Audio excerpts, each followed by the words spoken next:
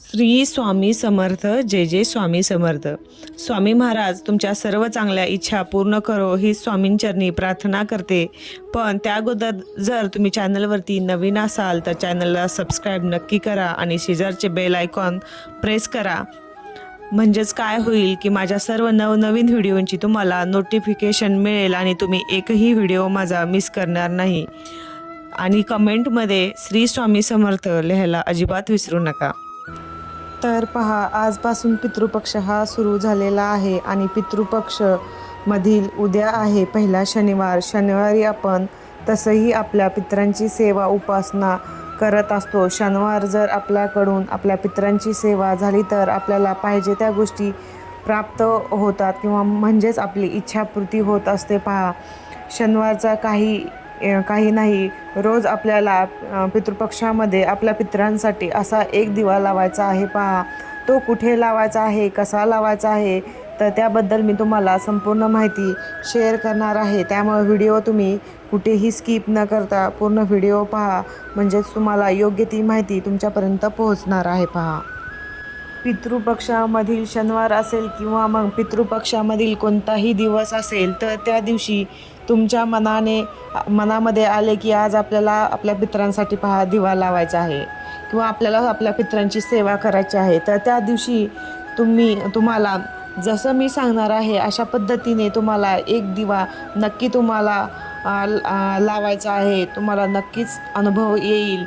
तुम्हाला जो काही पितृदोष याचा त्रास होत आहे, मग तो पितृदोष पहा, त्या पितृदोषाचा जर आपल्याला त्रास होत असेल तर कोणकोणत्या अडचणींना आपल्याला सामोरे जावे लागते, तर त्यामध्ये आपल्याला आपल्या अवतीभोवती अनेक प्रकारच्या नकारात्मक ऊर्जा ह्या असतात. पहा, आणि यामुळेच आपल्याला आपल्या घरामध्ये कधी आपली प्रगती होत नाही. आपल्या घरामध्ये सतत भांडणे, कलह, वादविवाद होत राहतात.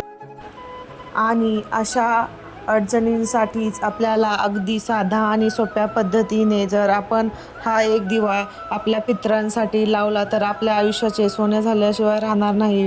प्रत्येक महिलांनी किंवा स्त्रीने, मी जी तुम्हाला सांगते, पितृपक्ष हा असंच दिवस आहे.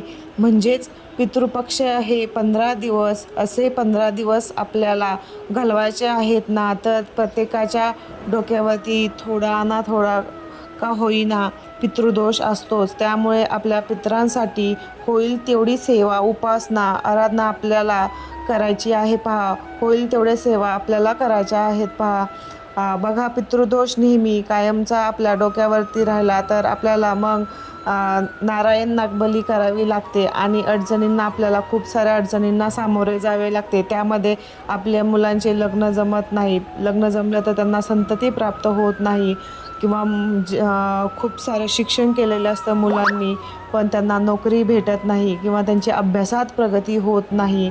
अशा अनेक अडचणींना आपल्याला सामोरे जावे लागत असतं. पहा, त्यामुळेच पहा, आपल्याला पंधरवड्यामध्ये आपल्याला पितरांची होईल तेवढी सेवा ही आपल्याकडून झालीच पाहिजे. तर पहा, उद्या आपल्याला आपल्या पितरांसाठी कुठे दिवा लावायचा आहे, तर उद्या शनिवार आहे. उद्या लावला तर अतिउत्तम. पूर्ण 15 दिवस तुम्ही लावले तर खूपच चांगला आहे. दिवा लावला तर चालणार आहे किंवा तुम्हाला 15 दिवस लावणे शक्य नसेल तर जेव्हा तुमच्या पितरांची तिथी असेल त्या दिवशी पण आपल्याला हा दिवा आवर्जून लावायचा आहे. पहा, तर आता काय करायचं आहे, पहा, आपल्याला एक दिवा तयार करून घ्यायचा आहे. तो मातीचा घ्या किंवा कुठलाही धातूचा घेतला तरी चालणार आहे. तुमच्याकडे जो दिवा असेल तो तुम्हाला घ्यायचा आहे. पहा, आणि त्याच्यामध्ये पहा आपल्याला मोहरीचं तेल घालायचे. पहा, हे आवर्जून लक्षात ठेवा की आपल्याला त्याच्यामध्ये मोहरीचंच तेल घालायचं आहे. मोहरीचं तेल हे आपल्या पितरांसाठी खूप चांगले असते. त्यामुळे मोहरीचं तेल हे तुम्ही आणून ठेवा. मोहरीचे तेल आणि हा दिवा आपल्याला प्रज्वलित करायचा आहे. आणि हा दिवा आपल्याला आपल्या घराच्या बाहेर, जे आपल्या मुख्य दरवाजाचा उंबरठा असतो बघा, तर त्या उंबरठ्याच्या तिथे दक्षिण दिशेला तोंड करून लावायचा आहे. पहा, हा दिवा आपल्याला मुख्य दरवाजाच्या उंबरठ्याच्या बाहेर दक्षिण दिशेला तोंड करून लावायचा आहे, हे आवर्जून लक्षात ठेवायचं आहे. आपल्याला पितरांची दिशा ही दक्षिण दिशा असते, यमाची दिशा ही दक्षिण दिशा असते.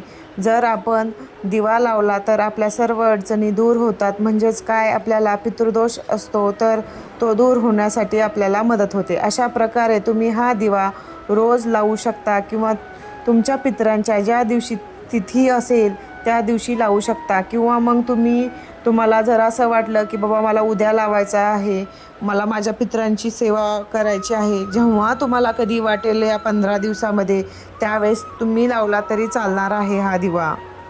पण दिवा लावताना ही एक गोष्ट तुम्ही आवर्जून लक्षात ठेवत जा की दिव्याखाली आसन ठेवायला विसरत जाऊ नका. कुठल्याही उपाय करत असताना दिवा लावताना आसन नक्की तुम्हाला ठेवायचं आहे. म्हणजेच दिवा ठेवताना तुम्हाला थोडेसे त्याच्याखाली तांदूळ ठेवायचे आहेत किंवा फुलांच्या पाकळ्या टाकायच्या आहेत किंवा तुम्ही एखादं झाडाचं पान ठेवलं तरी चालणार आहे, एखादी प्लेट ठेवली तरी चालणार आहे. पण दिव्याखाली आसन टाकायला विसरू नका. जर आपण दिव्याला आसन टाकलं नाही तर ती सेवा ही धरती मातेला समर्पित होत असते. त्यामुळे आपल्याला दिव्याखाली आसन टाकणं किंवा ठेवणं हे आवर्जून आठवणीने ठेवायचं आहे.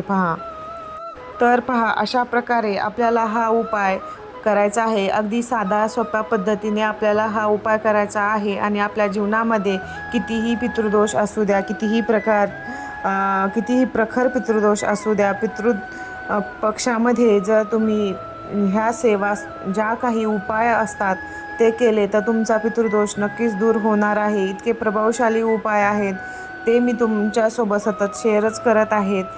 तर हे उपाय तुम्ही सर्व नक्की आवर्जून करा. तुम्हाला अनुभव आल्याशिवाय राहणार नाही. चमत्कारिक तुम्हाला अनुभव प्राप्त होणार आहेत. म्हणून मी जे उपाय सांगत असते ते करत चला.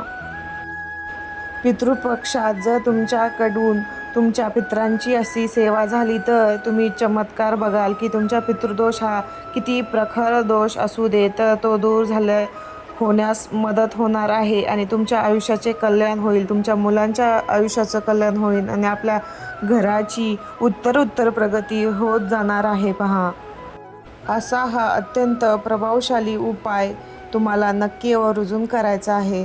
चला तर, झालेली सेवा स्वामी महाराजांचरणी अर्पण करते. नंतर भेटूया अशाच एका नवीन व्हिडिओमध्ये. तोपर्यंत श्री स्वामी समर्थ.